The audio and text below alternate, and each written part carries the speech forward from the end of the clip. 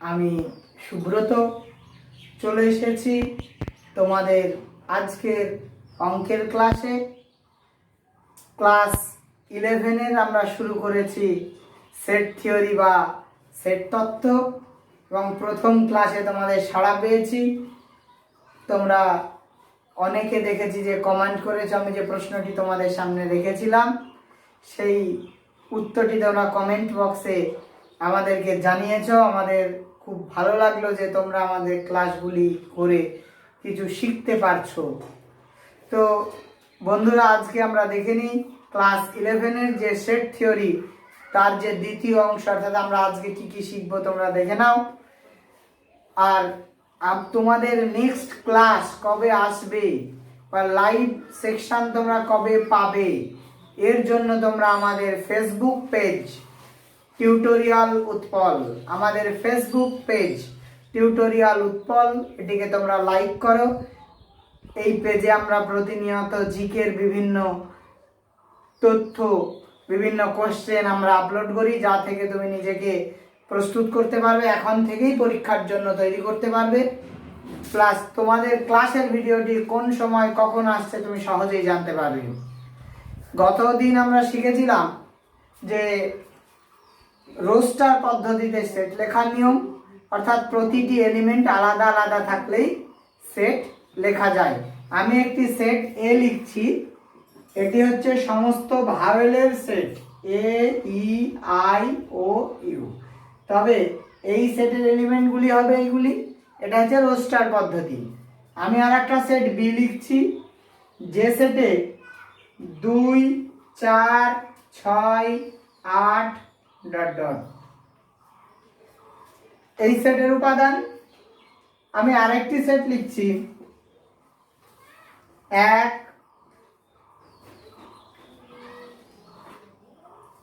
2, 3, 4, 5। প্রতিটি আমরা এলিমেন্টের সাপেক্ষে সেটটিকে লিখেছি, সুতরাং এটি রোস্টার পদ্ধতি। সেট লেখার আরেকটি নিয়ম তোমাদের রয়েছে, এটি হলো প্রপার্টি মেথড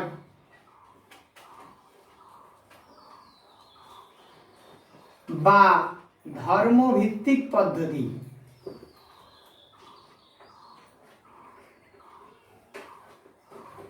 অর্থাৎ এলিমেন্টের সাপেক্ষে আমরা লিখব না, আমরা এবার ওই এলিমেন্টটি, সেট মানেই তো কালেকশন অফ এলিমেন্টস, ওই এলিমেন্টগুলো কাদের কালেকশন, যাদের মধ্যে নির্দিষ্ট একটি ধর্ম বর্তমান। সুতরাং সেই ধর্মটার সাপেক্ষে আমরা কিভাবে একটি সেটকে লিখব সেটা আমরা শিখব। এর জন্য দুটো জিনিস তোমাদের জানতে হবে, এই চিহ্নটি অথবা একটি দাগের চিহ্ন, যে কোনো একটিকে ব্যবহার করে চলে।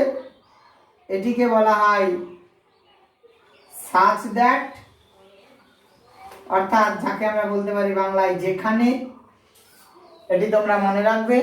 প্রপার্টি পদ্ধতির সাহায্যে সেট লিখতে গেলে এই চিহ্নটি খুবই প্রয়োজনীয়, such that চিহ্ন। দুটি আমরা বিসর্গ যাকে বলি বাংলায় সেটিও দিতে পারি, বা একটি পূর্ণজ্যোতিচ্ছেদ সেটিও আমরা দিতে পারি। এটিকে ইংরেজিতে বলে such that, আর এখানে বলে যেখানে। তো কিভাবে লিখবো আমরা দেখি। প্রথম সেটটিকে আমরা ধর্মভিত্তিক পদ্ধতির সাপেক্ষে লিখি। x হচ্ছে ওই সেটের যে কোনো একটি আরবিটারি এলিমেন্ট। x কিন্তু ওই সেটের এলিমেন্ট না, ওই সেটের এলিমেন্টগুলোর একটি প্রতিনিধি। কেমন প্রতিনিধি? such that x হলো ইংরাজি বর্ণমালার ভাওয়েল।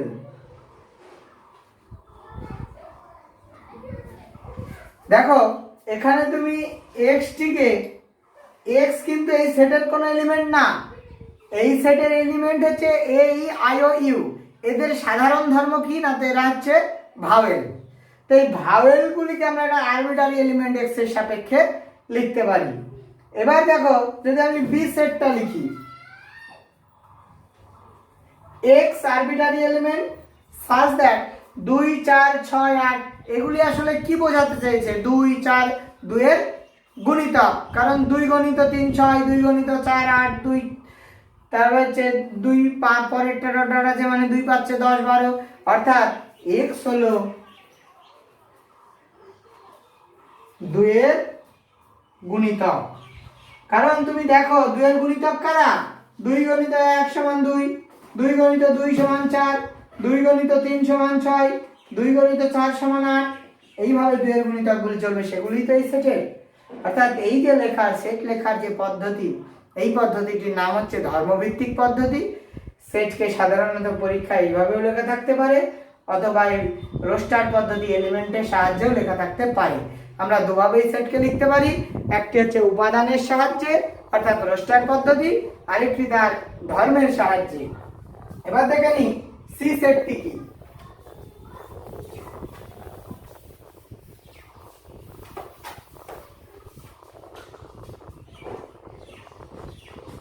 সি সেটটি হচ্ছে x, আরবিটারি এলিমেন্ট ধরতে হবে সাজ দ্যাট xটা কি, xটা হচ্ছে 2 থেকে 2 এর অর্থাৎ 1 এর বড় এবং 5 এর ছোট। কি সংখ্যা, স্বাভাবিক সংখ্যা না বাস্তব সংখ্যা?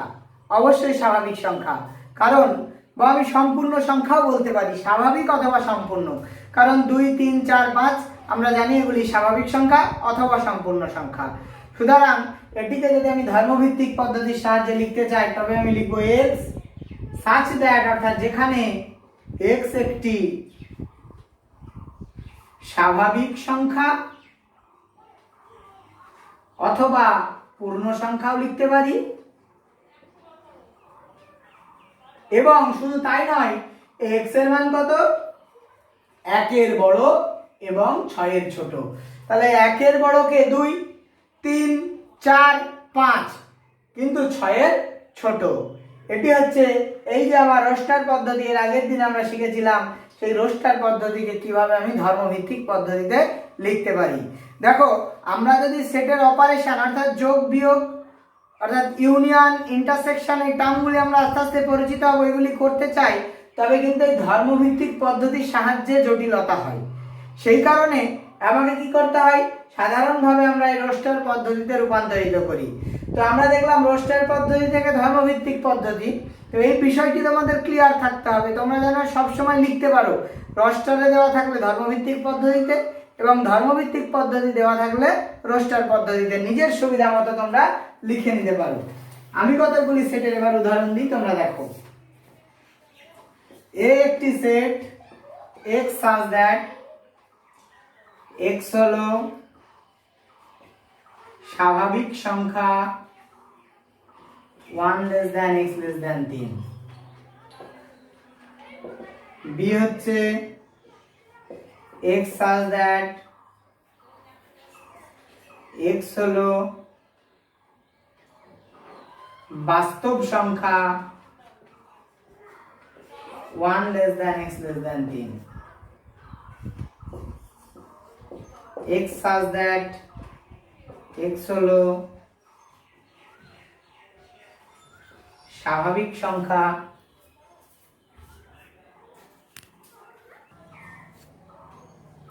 আমরা 4টে সেট এখানে নিয়েছি, যেখানে তুমি দেখো x হলো স্বাভাবিক সংখ্যা এবং 1 থেকে 3 এর মধ্যে আছে। তবে তুমি নিজেই বলো তো 1 থেকে 3 এর মধ্যে কি কি স্বাভাবিক সংখ্যা রয়েছে? 1 থেকে 3 এর মধ্যে একটি স্বাভাবিক সংখ্যা রয়েছে, সেটি কত? সেটি হলো 2। সুতরাং এই সেটটি হলো 2। এটি হচ্ছে আমার রোস্টার পদ্ধতিতে এই সেট, এটি হচ্ছে ধর্মভিত্তিক পদ্ধতিতে সেই সেটের সংখ্যা, কিন্তু এই দুটি সেট আসলে একই। এবার দেখো তো পরেরটা বলছে x such that x হলো বাস্তব সংখ্যা 1 less than x less than 3। 1 থেকে 3 এর মধ্যে কতগুলি বাস্তব সংখ্যা আছে? তুমি কি জানো যে 1 থেকে 3 এর মধ্যে কতগুলি বাস্তব সংখ্যা আছে? না, তুমি জানো না, কারণ আমরা জানি দুটি সংখ্যার মাঝে অসংখ্য বাস্তব সংখ্যা আছে। তাহলে অসংখ্য, তাহলে তুমি বুঝবে এই এলিমেন্টগুলি কি, তোমার তো সবগুলি জানা নেই। সুতরাং এই দেখো, যখন অসীম সংখ্যক এলিমেন্ট থাকবে তখন তুমি ধর্মভিত্তিক পদ্ধতির সাহায্যে সেট লিখে প্রকৃত অর্থটি বোঝাতে পারো, সঠিক অর্থটি বোঝাতে পারো। এখানে তুমি b সমান যদি ধরো 1, 1.2, 1.3 1.21 এরকম লিখতে। এটা কিন্তু পরিষ্কার কিছু ক্লিয়ার কিন্তু বোঝাতো না, অর্থাৎ এর এমন কিছু ক্ষেত্র রয়েছে যেখানে তুমি প্রপার্টি পদ্ধতি অর্থাৎ ধর্মভিত্তিক পদ্ধতিটা আবশ্যিক। কারণ তুমি জানো যে এটি একটি অসীম সেট, অর্থাৎ 1 থেকে 3, 1, 2, 3 এদের মাঝে অসংখ্য বাস্তব সংখ্যা রয়েছে, তার মানে কি এর এলিমেন্ট অসংখ্য, তাই এটি অসীম সেট। এবং কতগুলি এলিমেন্ট আছে আমরা জানি না, কি কি এলিমেন্ট সেটাও জানি না, তাই রোস্টার পদ্ধতি অপেক্ষা ধর্মভিত্তিক পদ্ধতি এই সমস্ত ক্ষেত্রে বেশি উপযুক্ত। পরের যে সেটটি নিয়েছি দেখো x, such that x হলো স্বাভাবিক সংখ্যা এবং 1 less than x less than 2। x 1 থেকে 2 এর মধ্যে স্বাভাবিক সংখ্যা। বন্ধুরা 1 মিনিট ভাবো তো, 1 থেকে 2 এর মধ্যে কোনো স্বাভাবিক সংখ্যা রয়েছে কি? না, 1 থেকে 2 এর মধ্যে কোনো স্বাভাবিক সংখ্যা নেই, কারণ 1, 2 এর মাঝে কোনো স্বাভাবিক সংখ্যা নেই, অর্থাৎ এই সেটের কিন্তু কোনো এলিমেন্ট নেই। সুতরাং এটি আমাদের আগের দিন আমরা শিখেছিলাম শূন্য সেট বা ফাই।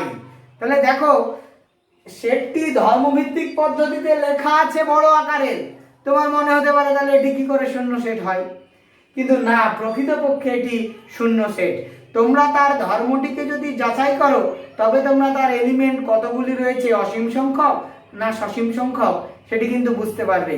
যদি সসীম সংখ্যক থাকে কি কি সেই এলিমেন্ট সেটিও কিন্তু তোমরা যাচাই করতে পারবে। যেমন এই ধর্মটি যাচাই করো, 1 থেকে 2 এর মধ্যে স্বাভাবিক সংখ্যা, তাহলে 1 থেকে 2 এর মধ্যে কোনো স্বাভাবিক সংখ্যা থাকে কি? না, থাকে না। কারণ স্বাভাবিক সংখ্যা কারা?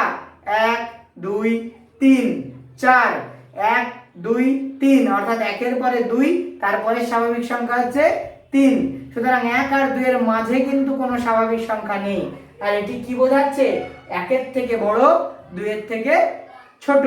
সুতরাং 3 কিন্তু 2 এর বড় হয়ে যাচ্ছে, সুতরাং 3 কিন্তু এই সেটে পড়ছে না। এ থেকে আমরা নিশ্চিতভাবে বলতে পারি এই সেটের কোনো এলিমেন্ট নেই। আর আগের ক্লাসে আমরা শিখেছি যার কোনো এলিমেন্ট নেই সেটি হচ্ছে শূন্য সেট বা নাল সেট, একে আমরা ফাই চিহ্ন দিয়ে লিখি। নেক্সট যে আমাদের ডি সেটটি রয়েছে সেটি তোমরা একটু খেয়াল করো। x such that x হলো বাস্তব সংখ্যা 1 less than x less than 2। এখানে এটাও বলা আছে 1 থেকে 2 এর মধ্যে, কিন্তু পার্থক্যটি খেয়াল করো বন্ধুরা, এটি হচ্ছে স্বাভাবিক সংখ্যা, এটি হচ্ছে বাস্তব সংখ্যা। দুটি 1 থেকে 2 এর মধ্যে, কিন্তু একটি স্বাভাবিক সংখ্যা আর একটি বাস্তব সংখ্যা। দুটি সংখ্যার মধ্যে তুমি শিখলে কোনো স্বাভাবিক সংখ্যা নেই, কিন্তু এখনই তুমি দেখেছো যে দুটি সংখ্যার মাঝে অসংখ্য বাস্তব সংখ্যা রয়েছে, দুটি সংখ্যার মাঝে অসংখ্য বাস্তব সংখ্যা রয়েছে, কিন্তু 1 এবং 2 এর মাঝে কোনো স্বাভাবিক সংখ্যা নেই, তাই এটি শূন্য সেট। আর এখানে যেহেতু অসংখ্য বাস্তব সংখ্যা রয়েছে, আমরা বলতে পারি এই সেটটিতে অসংখ্য এলিমেন্ট রয়েছে, অর্থাৎ কটি এলিমেন্ট রয়েছে আমরা জানি না, তাই এটি একটি ইনফাইনাইট বা অসীম সেট। আমরা আরো কিছু সেটের উদাহরণ দেখে নিই।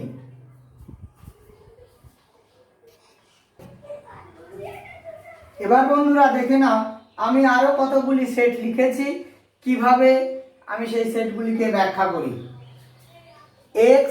x হলো পূর্ণবর্গ সংখ্যা এবং 1 less than x less than 10, অর্থাৎ এটা তোমাকে বলতে চেয়েছে ধর্মটা হচ্ছে এইটা, 1 থেকে 10 এর মধ্যে পূর্ণবর্গ সংখ্যা কি কি আছে তারাই এই সেটের এলিমেন্ট। কি কি আছে পূর্ণবর্গ সংখ্যা? 2 স্কয়ার 4, 3 স্কয়ার 9, 4 স্কয়ার 16। তাহলে 16 কি 10 এর মধ্যে রয়েছে? নেই। তবে আমরা এখানটায় লিখতে পারি এই সেটের এলিমেন্ট হলো 3, 9, অর্থাৎ দেখো x হলো পূর্ণবর্গ সংখ্যা এবং 1 less than x less than 10। এইভাবে কিন্তু তোমরা ধর্মভিত্তিক পদ্ধতির ধর্মটাকে বিশ্লেষণ করলে সেটটি সহজেই খুঁজে বার করতে পারবে। দ্বিতীয় সেটটি কি আছে দেখো, এটি তোমরা করো। এক্স হলো পূর্ণ সংখ্যা, এটি পূর্ণ বর্গ ছিল, আর এটি পূর্ণ সংখ্যা এবং 1 less than x less equals to 4, অর্থাৎ 1 less than x less equals to 4 এই সমস্ত পূর্ণ সংখ্যা, এই রেঞ্জের মধ্যে সমস্ত পূর্ণ সংখ্যা কারা রয়েছে? 1 এর বড় অর্থাৎ 2, 3। এবার আগের চিহ্নটা দেখো ইকুয়াল চিহ্ন ছিল না, কিন্তু এখানে ইকুয়াল চিহ্ন রয়েছে। তোমাদের খেয়াল করতে হবে যখন ইকুয়াল চিহ্নটা দেওয়া থাকবে তখন সেটি কিন্তু সেটের এলিমেন্ট হিসাবে অন্তর্ভুক্ত হবে। যেমন 4 এর কাছে ইকুয়াল চিহ্নটি রয়েছে বলে আমি এখানে কিন্তু 4 কে এলিমেন্ট হিসাবে লিখেছি, কিন্তু যদি 1 এর কাছে নেই বলে আমি এখানে কিন্তু 1 কে এলিমেন্ট হিসাবে লিখিনি। Next x such that x হলো 12 এর গুণনীয়ক। তবে আমরা দেখে নিই কারা 12 এর গুণনীয়ক। 1 গণিত 12, 2 6 12, 3 4 12 আর নেই, তাহলে 1 2 3 4 6 12 যেগুলি আমরা সব পেলাম 1 2 3 4 6 12। দেখো সুতরাং এই সেটটার যে সাধারণ ধর্ম সেটা কি? x হলো 12 এর গুণনীয়ক। সুতরাং ধর্মভিত্তিক পদ্ধতিতে সেট লিখলে সেটের প্রকৃত যে অর্থ খুব সহজেই আমাদের সামনে প্রকাশিত হয়, কিন্তু এইভাবে লিখলে কিন্তু সেটি বুঝতে একটু আমাদের অসুবিধা হয়। এবার দেখি এই যে এই সেটের এলিমেন্ট কারা? তো x স্কয়ার মাইনাস 2x সমান 0, অর্থাৎ এই সমীকরণের সমাধান করলে পাই x মাইনাস 2 ইন্টু 0 বা x সমান 0 বা x সমান 2, অর্থাৎ এই যে সমীকরণ সেট সেটি হবে 0, এর এলিমেন্ট হবে 0, 2। এই যে সেটটি দেওয়া আছে x such that 0 less than x less than 10। আচ্ছা বন্ধু, এবার তোমাদের মনে প্রশ্ন জেগেছে, স্যার এতক্ষণ তো বলা ছিল এটি পূর্ণ সংখ্যা, এটি স্বাভাবিক সংখ্যা, এটি বাস্তব সংখ্যা, তো আমার এই অঙ্কতে তো কিছু বলা নেই। যখন কিছু বলা না থাকবে অবশ্যই তুমি এটিকে বাস্তব সংখ্যা ধরবে, আর এটি বেশিরভাগ তোমরা ভুল করো। সুতরাং যেহেতু এটি বাস্তব সংখ্যা আমরা ধরে নিচ্ছি, তাই এ সেটকে আমরা কখনোই 1 যেহেতু শূন্যর বড় 1 2 3 ডট ডট 9 এটি কখনোই আমরা লিখতে পারি না, এটা ভুল। আর তোমরা কিন্তু এই ভুলটাই করো, 0 less than x less than 10 দেওয়া থাকলে 1 2 3 4 5 6 7 8 9 পরপর লিখে নাও। পরিষ্কারভাবে মনে রাখবে, ক্লাস 11-এ তোমরা যখন বড় প্রশ্নের জন্য তৈরি হবে তখন এই সিচুয়েশন কিন্তু পরিস্থিতির সম্মুখীন তোমাকে হতে হবে। তুমি যখন বড় প্রশ্নের জন্য নিজেকে প্রস্তুত করবে এই পরিস্থিতির সম্মুখীন তোমাকে হতে হবে, তখন 0 less than x less than 10 এই জাতীয় যখন কিছু দেওয়া থাকবে, x স্বাভাবিক সংখ্যা কথাটি বলা থাকবে না, তখন তোমাকে বাস্তব সংখ্যাই ধরে নিতে হবে। আর যদি এটি স্বাভাবিক সংখ্যা বলা থাকে তবে কোনো অসুবিধা নেই, সেক্ষেত্রে তুমি লিখবে 1 2 3 4 5 6 7 8 9।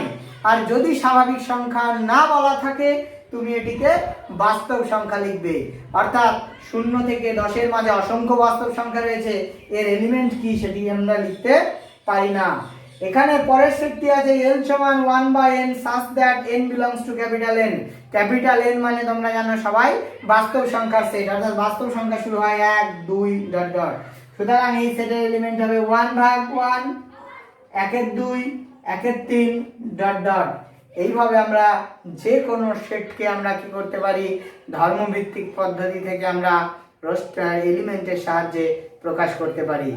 এরপরে বন্ধুরা আমরা দেখব যে কিভাবে আমরা সেটের সাবসেট নির্ণয় করি বা কারা সাবসেট হয়, তার সংখ্যাই বা কটি, এবং সেটিকে প্রতীকের সাহায্যে আমরা লিখি কিভাবে, এই জাতীয় বিষয়গুলি আমরা এবার দেখব।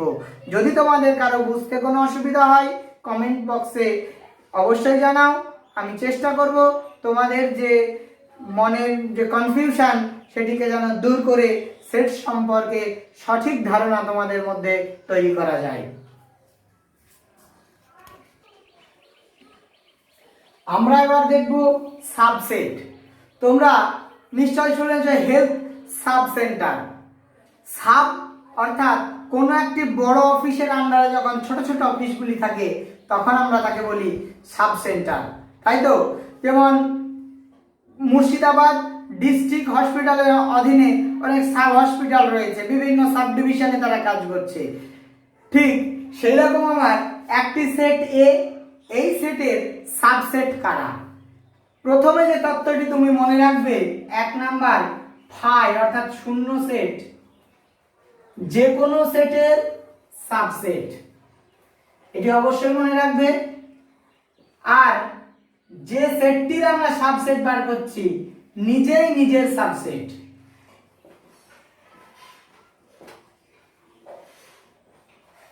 সাবসেট হচ্ছে ওই সেটের অংশ সেট। এই দুটি তত্ত্ব সবসময় মনে রাখবে। ফাই অর্থাৎ শূন্য সেট যে কোনো সেটের সাবসেট, সুতরাং এর একটি সাবসেট আমরা পেলাম ফাই। আর নিজেই নিজের সাবসেট অর্থাৎ এই সেটের আরেকটি সাবসেট পেলাম এ সেট, এ সেটের সাবসেট। এছাড়াও আর কি সাবসেট হয়? সেটের এলিমেন্টগুলি যত রকম ভাবে সংযুক্ত হয়ে সেট তৈরি করতে পারে প্রত্যেকটি হচ্ছে এক একটি সাবসেট। এবার যত রকম ভাবে বলতে কি বোঝায়? 1 নিজে একটা সেট তৈরি করতে পারে, 2 নিজে একটা সেট তৈরি করতে পারে, আর 1 আর 2 মিলে একটা তৈরি করে, যেটাই হচ্ছে এ। সুতরাং এই যে 1, 2 এর কিন্তু সাবসেট হচ্ছে তাহলে 1, 2, 3, 4, এর সাবসেটের সংখ্যা হচ্ছে 4টি। এটাকে যদি আমরা বি লিখি, এটাকে যদি আমরা সি লিখি, তবে বি যে এর সাবসেট, বি এ এর সাবসেট, এটিকে আমরা গণিতের ভাষায় কিভাবে লিখব? এটি হচ্ছে সাবসেটের চিহ্ন, এটি হচ্ছে সাবসেটের চিহ্ন। একদিকে লিখতে হবে এ, একদিকে লিখতে হবে বি। কোন দিকে এ লিখবো, কোন দিকে বি লিখবো? বড়টা যে এলিমেন্ট, এখানে মূল সেট যেটা এ সেট, মূল সেট সবসময় বড় হবে। তা মূল যে জিনিসটা, যেমন ডিস্ট্রিক্ট হসপিটাল বড়, তার থেকে সাব হসপিটাল, ব্লক হসপিটাল ছোট না অনেক, ঠিক সেই রকম মূল যে সেটের মূল সেট, সেটি আমরা লিখবো এই যে সাবসেটের এই পাশে অর্থাৎ ডান পাশে, যে দিকটা খোলা আছে সেখানে। আর যে সাবসেটটি লিখবো সেটি হচ্ছে বাম পাশে অর্থাৎ বাঁকানো দিকে। তাহলে বি এর সাবসেট, এটিকে আমরা গণিতের ভাষায় লিখবো বি সাবসেট অফ এ। এটিকে আমরা পড়বো এইভাবে বি সাবসেট অফ এ, অর্থাৎ বি হচ্ছে এর সাবসেট। তবে আমরা এটিকে কি বলে পড়তে পারি? এটিকে তাহলে আমরা লিখবো সি সাবসেট অফ এ। তাহলে কোনটি কোথায় লিখবে? সাবসেটের চিহ্নটা বুঝতে পেরেছো?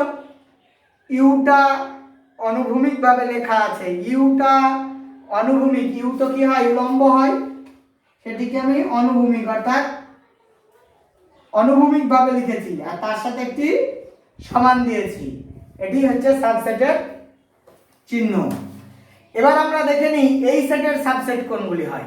আমি বলেছি প্রত্যেক সেটের সাবসেট ফাই নিজে একটা, আর ওই সেটের এলিমেন্টগুলি যত রকম ভাবে সেট তৈরি করতে পারে। তবে 3টি এলিমেন্ট আছে, প্রত্যেকে আলাদা আলাদা ভাবে একটি করে সেট তৈরি করবে। তাহলে প্রথমটি হচ্ছে 4 একটি সেট তৈরি করলো, 5 একটি সেট তৈরি করলো, 6 একটি সেট তৈরি করলো, প্রত্যেকে এক একটি সাবসেট। আবার যেমন একটা করে সেট তৈরি করতে পারে এলিমেন্ট, 2টি করে এলিমেন্টও সেট তৈরি হয়। তাহলে 2টি করে যদি এলিমেন্ট নিই, 4 এর সাথে 5 এটি একটা সেট তৈরি করে, 4 এর সাথে 6 এটি একটা সেট তৈরি করে, আর 5 এর সাথে 6 এটি একটা সেট সাবসেট অর্থাৎ সেট তৈরি করে। আর কে?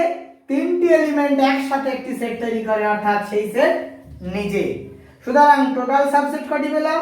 1, 2, 3, 4, 5, 6, 7, 8, 8টি। এখানে পেলাম টোটাল 4টি, এখানে পেলাম টোটাল 8টি। এই সেটটিকে যদি আমরা এক্স সেট বলি, তবে এক্স যে বি এর সাবসেট, তুমি লিখবে কিভাবে?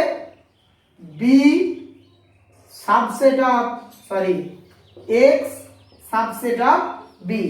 বি যেহেতু মূল সেট, বড় সেট, তাই বিটি বি থাকবে ডান দিকে অর্থাৎ খোলা মুখের দিকে, আর এক্স যেহেতু ছোট, এক্স থাকবে বাম দিকে বা বাঁকানো দিকে। এটিকে আমরা বলবো এক্স সাবসেট অফ বি। তো আমরা দেখতে পাচ্ছি এই সেটের এলিমেন্ট হচ্ছে 8টি। তবে এই যে 4টি 8টি এই এলিমেন্টগুলির সাথে সংখ্যার সাথে সাবসেটের সংখ্যা, তার সাথে দেখে নিই আমরা সেটের এলিমেন্ট এর কোনো সম্পর্ক রয়েছে কিনা। এই সেটে এলিমেন্ট কটি? 2টি। 2 এর সাথে কি করলে 4 পাওয়া যায়?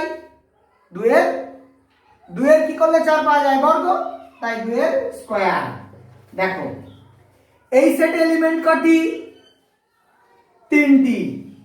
সাবসেটের সংখ্যা কত? 8। 2 এর সাথে 8 এর কি সম্পর্ক? এই যে 3, আমরা 3 পেয়েছি এখানটায়, এলিমেন্ট 3। 2 এর কিউব, 2 এর ঘনমূল করলে আমরা পাই 8। অর্থাৎ যে কোনো সেটের সাবসেটের সংখ্যা, যদি তোমরা নোট করো, কোন সেটে যদি n সংখ্যক এলিমেন্ট থাকে তবে তার সাবসেট হবে 2 টু দি পাওয়ার n টি। অর্থাৎ কোন সেটে যদি 4টি এলিমেন্ট থাকে তার সাবসেট হবে 2 টু দি পাওয়ার 4 অর্থাৎ 16টি। এই হচ্ছে আমার সাবসেটের সংখ্যা। বন্ধুরা, তোমাদের জন্য একটি বাড়ির কাজ রইল। তোমরা এই বাড়ির কাজটি করে আমাকে কমেন্ট বক্সে দ্রুত জানাও যে আমি যে সেটটি লিখছি সেই সেটটির সাবসেট কয়টি। আমি যে সেটটি বোর্ডে লিখছি সেই সেটের সাবসেট কয়টি। তোমরা এই উত্তরটি কমেন্ট বক্সে দ্রুত কমেন্ট করে জানাও।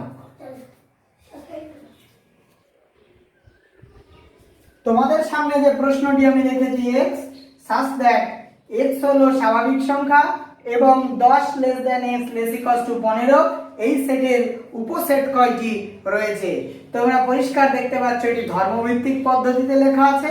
অর্থাৎ এই সেটের উপসেট সংখ্যা জানতে গেলে তোমাকে প্রথমে কি জানতে হবে সেটি তুমি আগে ভেবে নাও। তোমাকে জানতে হবে এই সেটের উপাদান কয়টি। অর্থাৎ এটি তুমি রোস্টার পদ্ধতি, অর্থাৎ এর উপাদানগুলি কি কি সেগুলিকে আগে বের করে নাও। তারপরে তুমি স্বাভাবিকভাবে পেয়ে যাবে এই সেটের উপসেট কয়টি রয়েছে। আরেকটি বিষয় আমরা আজকে দেখব। আমরা আজকে শিখলাম a সাবসেট অফ b বা b a subset of b। এটিকে গাণিতিকভাবে আমরা কিভাবে লিখি। দেখো a সাবসেট অফ b অর্থাৎ এই যে a সেটের সমস্ত উপাদান এগুলি কোথায় থেকে নেওয়া হয়েছে? b থেকে নেওয়া হয়েছে। কারণ সাবসেট মানে বলেছিলাম মূল সেট থেকে উপাদানগুলি নানাভাবে যে সেট তৈরি করতে পারে, যতভাবে সেট তৈরি করতে পারে, প্রত্যেকটি এক একটি সাবসেট। অর্থাৎ এ সেটের সমস্ত উপাদানই আসলে কোন সেটের উপাদান? বি সেটের উপাদান। সুতরাং এটিকে ম্যাথমেটিক্যালি আমরা বলতে পারি x belongs to b, অর্থাৎ বি সেটের কোন একটি উপাদান যদি x হয়, এই চিহ্নটি হচ্ছে implies that, অর্থাৎ x belongs to b এটি কি বোঝাচ্ছে? কি বোঝাচ্ছে না, তো x belongs to, সরি আমি উল্টো লিখেছি, x belongs to a subset of a implies that x belongs to b। আবার একইভাবে যদি দেওয়া থাকে x বা b সাবসেট অফ a, তখন আমরা কি বলতে পারি গাণিতিকভাবে যে x belongs to b, যেহেতু x টি সাবসেট সুতরাং এই সেটের এলিমেন্টগুলো কোথায় থেকে নেওয়া হয়েছে? a সেটে। অর্থাৎ x সেটের b সেটের যে কোনো একটি এলিমেন্ট a x, এটা থেকে আমরা নিশ্চিতভাবে বলতে পারি যেহেতু b সেটের একটি এলিমেন্ট হচ্ছে x, সুতরাং এই x এলিমেন্টটি নিশ্চিতভাবে a সেটে অবস্থিত, x এলিমেন্টটি নিশ্চিতভাবে a সেটে অবস্থিত, অর্থাৎ এটা implies that x belongs to a। আর a সাবসেট অফ b এবং b সাবসেট অফ a এই দুটি ঘটনা যদি একসাথে ঘটে তখন আমরা বলতে পারি সেট দুটি সমান, অর্থাৎ a সমান b। তাহলে দুটি সেট সমান হওয়ার শর্ত কি এটি তোমরা নোট করে নাও, এটি তোমাদের পরবর্তী ক্ষেত্রে যখন তোমরা বড় প্রশ্নের জন্য প্রস্তুতি নেবে কাজে লাগবে। অর্থাৎ দুটি সেট সমান প্রমাণ করতে চাইলে একবার তুমি প্রমাণ করবে a সেট b এর সাবসেট, আর একবার প্রমাণ করবে b সেট এর সাবসেট।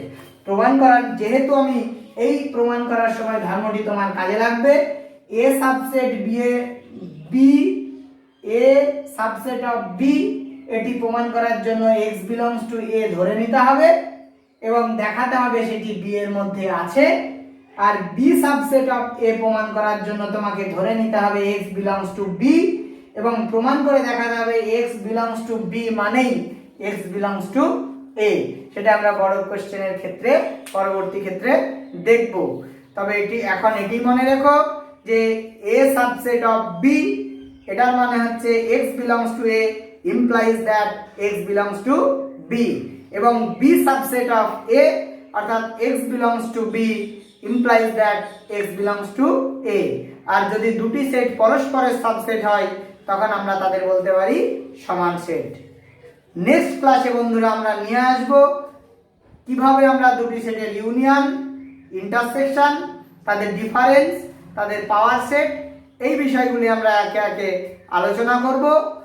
তোমরা আমাদের ক্লাস নিয়মিত দেখতে থাকো। আমাদের যে ফেসবুক পেজ টিউটোরিয়াল উৎপল সেটিতে তোমাদের তথ্য আপডেট পাওয়ার জন্য, ক্লাসের আপডেট পাওয়ার জন্য সেটি লাইক করো, সেটিকে ফলো করো। আমরা তোমাদের জন্য কিছু জেনারেল নলেজের প্রশ্ন প্রতিদিন নিয়ে আসছি, সেগুলিকে তোমরা সলভ করার চেষ্টা করো। তোমরা ভালো থেকো, সুস্থ থেকো।